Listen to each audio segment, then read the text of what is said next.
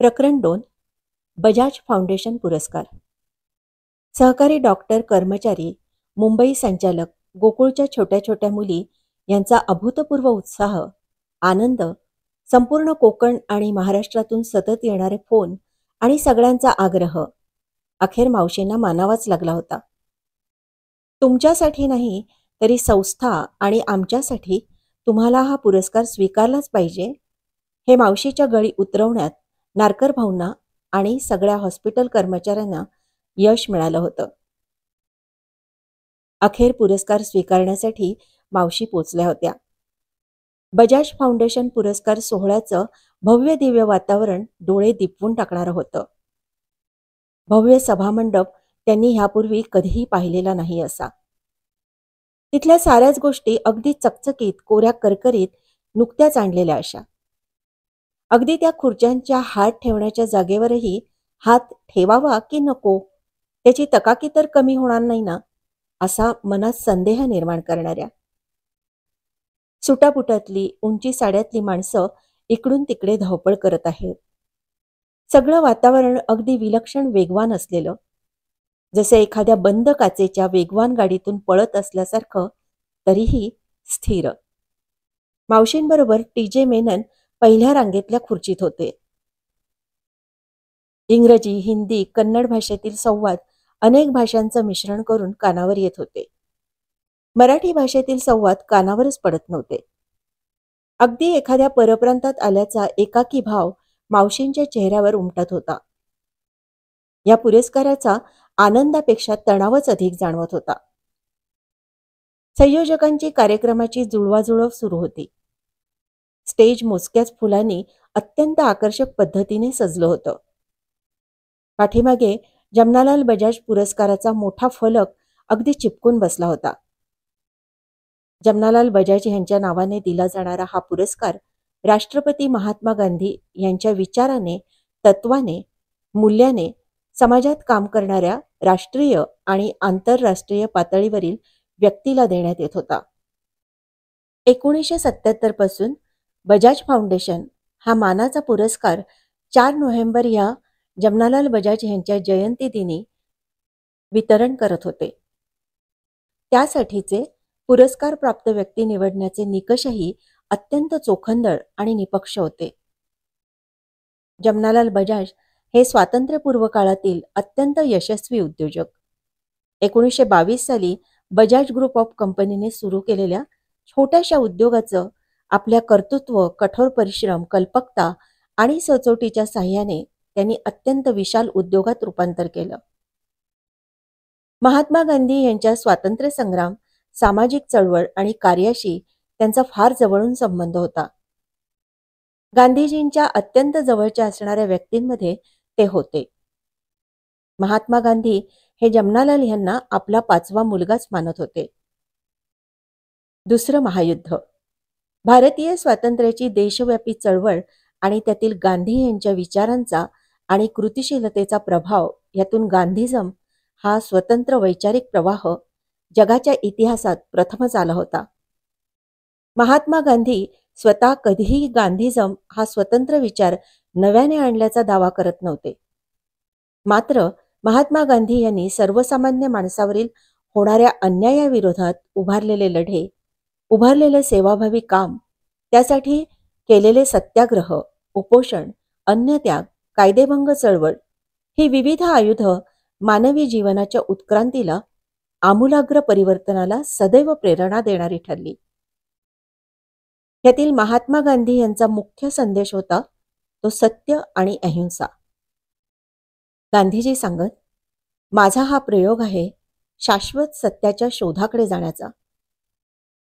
यासाठी मी जो उपाय वापरत आहे तो सत्य आणि अहिंसा याचा काही मी शोध घेतलेला नाही, तर ते जगाच्या निर्मितीपासून ह्या डोंगरकड्या इतकंच प्राचीन आहे. महात्मा गांधी यांच्या या विचाराने, तत्वाने देशात विविध भागात काम करणाऱ्या समाजातील कार्यकर्त्यांसाठी जमनालाल बजाज पुरस्कार दिले जातात. हे पुरस्कार 4 प्रकारात दिले जातात. 1. रचनात्मक काम, 2. सायन्स आणि टेक्नॉलॉजी, 3. महिला आणि बालकल्याण, 4. आंतरराष्ट्रीय पातळीवर उल्लेखनीय काम. कार्यक्रमाचं प्रास्ताविक इंग्रजी हिंदी भाषेत सुरू होतं. निवेदनातून ह्या पुरस्काराच्या एकूणच भव्यतेचा, व्याप्तीचा अंदाज मावशींना येत होता आणि त्याचंच अधिक दडपण त्यांना वाटत होतं. तसे या पुरस्काराबद्दल मावशींना काही प्रमाणात माहीत होतं.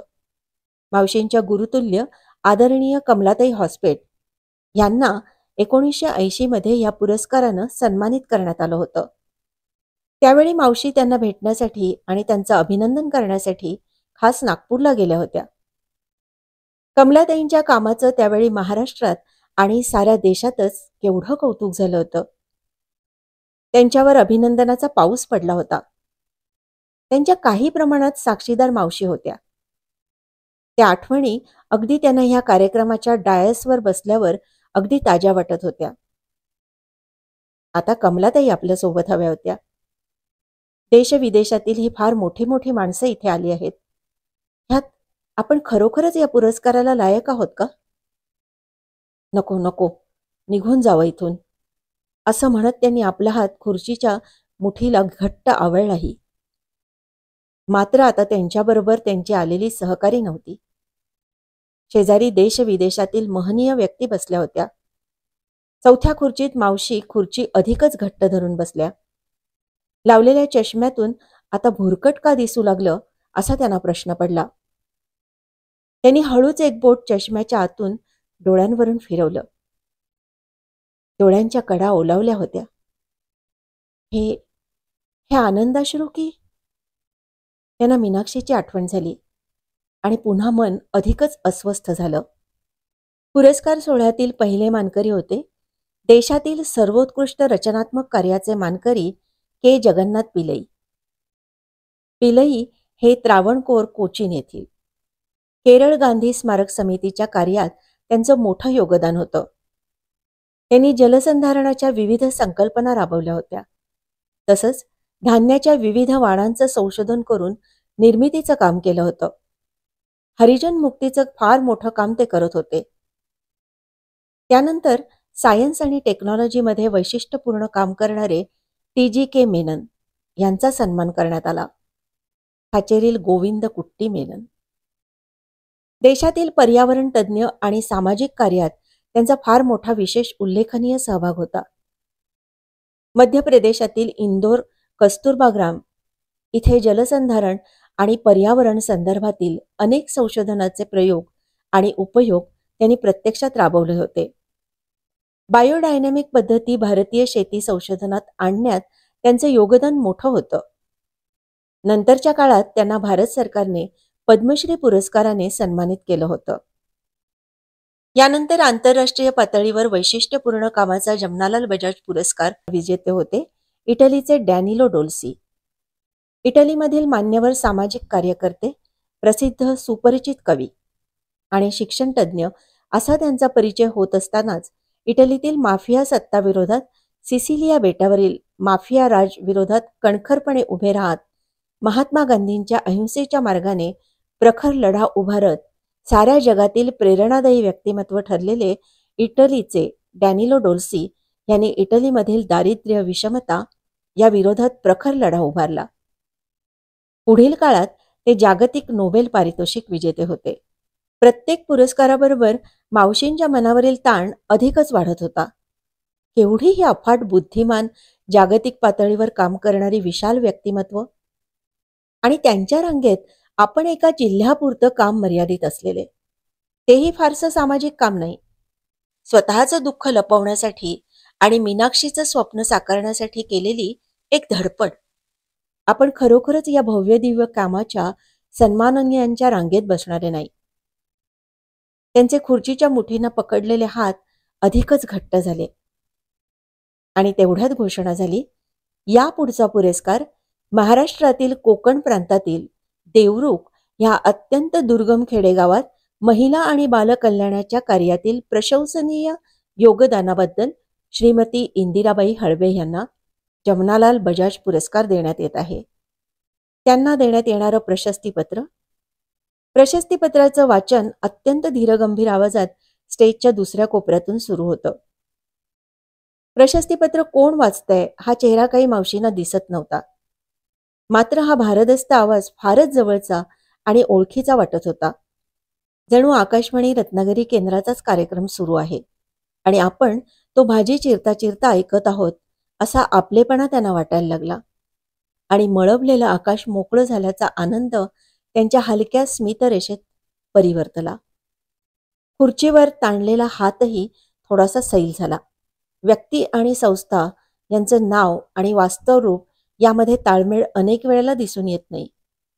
मात्र महाराष्ट्रातील रत्नागिरी जिल्ह्यातील देवरुख येथील मातृमंदिरबाबत असा अनुभव येत नाही.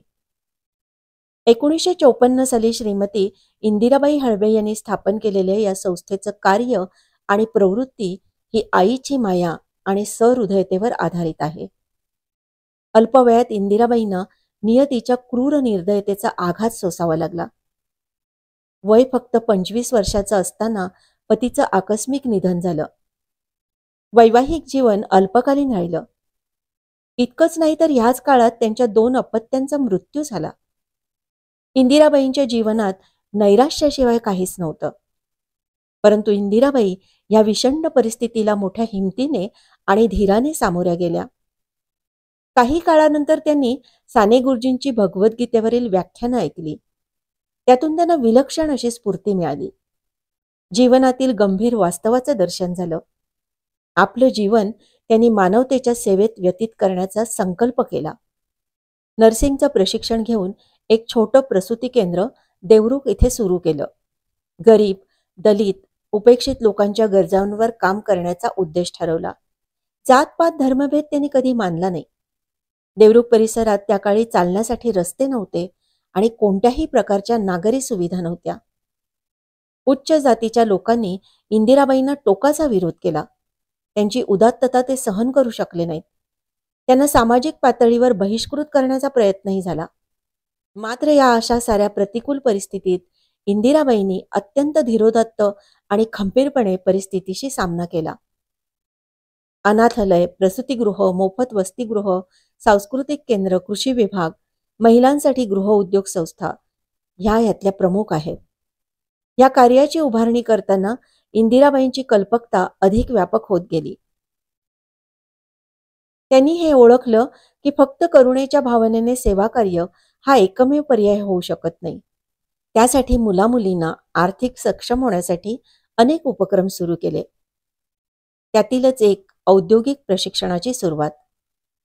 इंदिराबाईंच्या यशाचं रहस्य आहे त्यांची दुर्दम्य इच्छाशक्ती आणि चारित्र्य. आपल्या कार्याबद्दल दिखावा आणि प्रसिद्धी करणं त्यांना मंजूर नाही. ते अत्यंत शिस्तप्रिय आहेत, परंतु त्याचं ते अवडंबर करत नाहीत. विशाल सहानुभूती आपल्या आचरणातूनच प्रकट होऊ शकते यावर त्यांचा विश्वास आहे. त्यांचा साधेपणा, निस्वार्थी स्वभाव, पारदर्शक प्रामाणिकपणा आणि कामाबद्दलची अविचल श्रद्धा पाहून त्यांच्या संपर्कात येणाऱ्या सर्व लोकांमध्ये त्यांच्या प्रती अनुकूल भावना तयार होते. महिला आणि बालकल्याण या क्षेत्रात अत्यंत प्रशंसनीय योगदानासाठी दिल्या जाणाऱ्या जमनालाल बजाज पुरस्कारासाठी श्रीमती इंदिराबाई यांची निवड करताना आम्ही सारे विश्वस्त अशा महिलेचा सन्मान आणि गौरव करत आहोत की जे भारतीय नागरिकत्वाच्या एका उत्तम आविष्काराचं दैदिप्यमान उदाहरण आहे. पुरस्कार सन्मानपत्राचं वाचन झालं आणि ऑडिटोरियममध्ये टाळ्यांचा प्रचंड कडकडाट झाला. मावशींना उठून उभं राहून पुरस्कार स्वीकारणं शक्य नव्हतं. कराची मठाचे अध्यक्ष, प्राचीन वेद आणि भारतीय स्पिरिच्युअल लिटरेचरचे गाढे अभ्यासक स्वामी रंगनाथानंद पुरस्कार पत्र घेऊन मावशींजवळ आले. अत्यंत सन्मानजनक पुरस्कार त्यांनी मावशींना दिला. मात्र मावशींचं त्या पुरस्काराकडे लक्षच नव्हतं. सभोवतालचे शब्द, टाळ्यांचा कडकडाट त्यांच्या कानावर पडत होता. त्यांना मात्र ते काहीच जाणवत नव्हतं. एका वेगळ्याच तंद्रीत त्या होत्या. भव्य मानांकित स्टेजवर त्या पुरस्कार स्वीकारत होत्या. मावशींच्या या अभूतपूर्व कार्याला सर्वांनी उभं राहून सलामी दिली होती. मात्र मावशींना तो भव्य पुरस्कार, त्याचा सन्मान, त्याची मोठी रक्कम याबद्दल काहीच अप्रूप नव्हतं. त्यांच्या चेहऱ्यावर कोणतेही भाव दिसत नव्हते. मीनाक्षीच्या जाण्यानंतर फक्त 2 कॉटच्या सहाय्याने त्यांनी उभारलेल्या मातृमंदिरच्या कामातील घटनांचा चलपट त्यांच्या समोरून सरकत होता.